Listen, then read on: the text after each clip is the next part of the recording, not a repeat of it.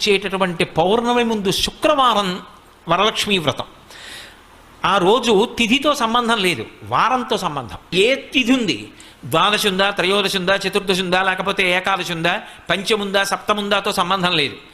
చివరికి వచ్చేస్తుంటుంది శుక్లపక్షం. పౌర్ణమి ముందు శుక్రవారం ఏమొస్తుందో ఆ శుక్రవారం నాడు వరలక్ష్మీ వ్రతం చేస్తారు.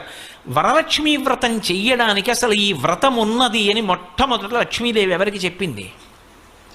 చారుమతికి చెప్పింది. తెల్లవారు లేస్తే మనం కథ చదువుతాం.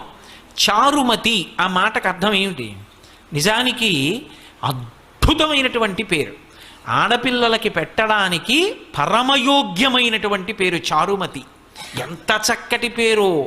చారు అంటే సత్, మంచి అని, చాలా చక్కటి ఆలోచన కలిగినది, విశాల బుద్ధి కలిగినది. మతి బుద్ధి, మంచి బుద్ధి కలిగిన పిల్ల, దానికి అర్థం చారుమతి.